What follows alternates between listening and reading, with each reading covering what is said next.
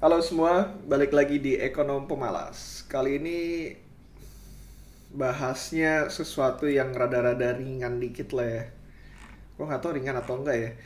Cuman gue baru ketemu dengan temen-temen pasar modal gue ya kemarin, dan pembahasan terakhirnya itu lumayan bikin menarik mengenai irrational decisions.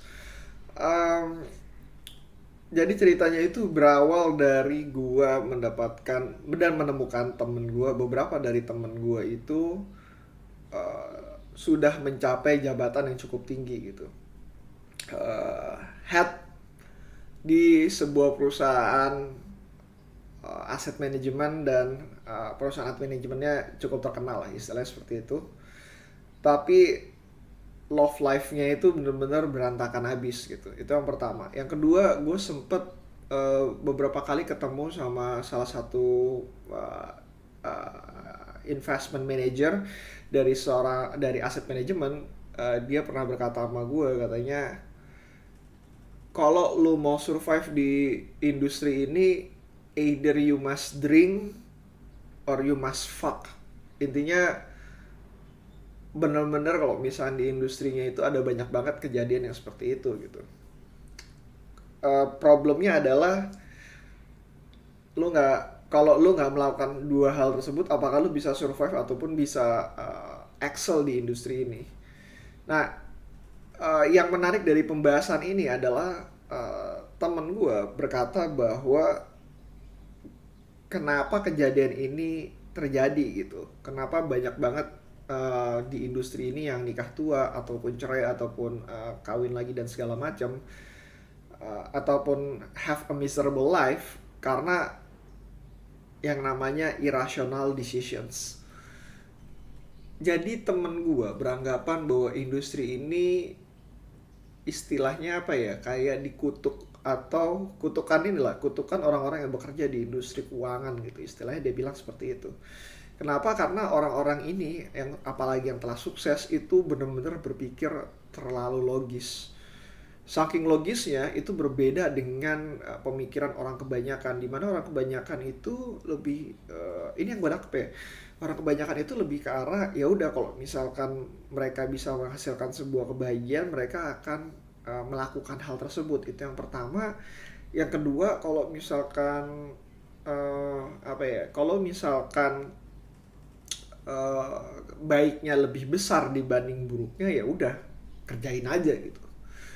Di dunia keuangan, saking logisnya, lu bahkan mencari di antara yang baik atau yang terbaik ini, mana yang paling yang menghasilkan keuntungan paling tinggi. Itu yang terjadi di dunia keuangan.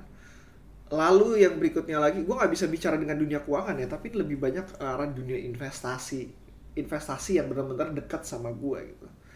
Industrinya dunia investasi. Lalu yang berikutnya lagi, kalau misalkan lu bisa ngelihat bahwa kalau bisa tidak ada kerugian sama sekali. Dan kalau misalkan lu lihat lagi, yang berikutnya lagi adalah uh, bahwa keuntungan yang paling bisa lo kuantifikasi itu berupa uang gitu. Jadi kalau misalkan lo nggak bisa kuantifikasi, itu bakalan sulit sekali dan kemungkinan besar bakalan ditolak sebagai negatif investment. Pemikiran ini menarik karena di buku Money sendiri sempat ada yang istilah namanya be reasonable, not rational. Reasonable di sini adalah bahwa tiap orang itu punya punya apa ya, punya kebutuhan yang berbeda, bahwa reasonable bagi tiap orang itu juga berbeda-beda gitu. Nah, gue sempat bertanya mengenai apa keputusan irrational decision yang pernah diambil gitu. Dan ternyata menarik menurut gue. Suatu ketika orang tua dari teman gue ini tuh pengen bikin rumah kos-kosan. Kita cukup lama di dunia investasi, sehingga kita tahu bahwa untuk bikin rumah kos-kosan, apalagi di sebuah kota besar, itu akan menghasilkan keuntungan yang cukup lama saat ini gitu. Nyaris lu bisa mendapatkan keuntungan kalau misalkan dengan menaruh uh, rate aja ya, dalam artian kayak rumah ini aja, lu dapat keuntungan dari sewa aja itu mungkin lu bisa 30-40 tahun balik modal. Belum lu ngomongin masalah tanah dan segala macam. Kalau dengan apresiasi tanahnya ya mungkin bisa lah 15-25 tahun lu bisa balik modal. Tapi apakah lu akan menjual rumah tersebut setelah 15 tahun ataupun 20 tahun kemudian gitu? Kan enggak gitu. Makanya dari itu investasinya tersebut hanya dari nilai apresiasi dari ininya aja. Sewanya aja gitu, yang which is butuh waktu yang cukup lama. Kalau lo berinvestasi di sebuah perusahaan properti, mungkin lo akan dapat keuntungan yang jauh lebih baik lagi. Tapi karena kecintaannya dan kebutuhannya terhadap orang tua, temen gue ini melakukan investasi ataupun uh, mengiyakan keinginan orang tuanya untuk bikin rumah kosan. That's irrational, tapi reasonable buat dia karena dia punya alasan bahwa ya gue masih butuh sama orang tua gue masih cinta sama orang tua gue, dan kapan lagi gitu kalau misalkan permintaan orang tua gue bisa di ACC lah, istilahnya seperti itu gitu. Nah, keputusan untuk bikin rumah kosan ini bukan sesuatu yang buruk karena lu masih dapat menghasilkan keuntungan, tapi di antara semua keuntungan yang ada mungkin lebih bisa dibilang bahwa keuntungannya nggak sebesar dari keuntungan lu berinvestasi di perusahaan lain ataupun di pasar modal. Dan sama, tapi itu yang dia lakukan. Ya udah, gue investasi dan masuk ke dalamnya. Itu yang menarik dari gue. Berikutnya lagi dia berkata bahwa sebenarnya sebuah pernikahan itu juga irasional tapi reasonable bagi sebagian banyak orang. Kenapa? Karena kalau misalkan dalam suatu bentuk pernikahan, lu nggak ngomongin cuma untung rugi doang, pasti ada kerugiannya, pasti ada keuntungannya. Sedangkan orang-orang ini, bukan orang-orang ini, mungkin termasuk gua gitu, istilahnya lebih banyak nggak mau ada negatif investment sama sekali. Jadi saking konservatifnya, kalau perlu nggak ada kerugian, nggak apa-apa, cuma sisa keuntungan yang sedikit, tapi nggak ada kerugian sama sekali. That's the logic. Sedangkan dalam pernikahan pasti akan ada aja yang merasa tersakiti atau misalkan kerugian dari pernikahan itu sendiri, pasti akan ada berantem ataupun segala macam. Penolakan terhadap negatif investment tersebut tidak akan menghasilkan yang namanya ketidakmampuan mengambil keputusan tadi gitu. So that's why dia bilang katanya bahwa dalam kehidupan secara umum akan sangat banyak dibutuhkan irrational decisions yang reasonable.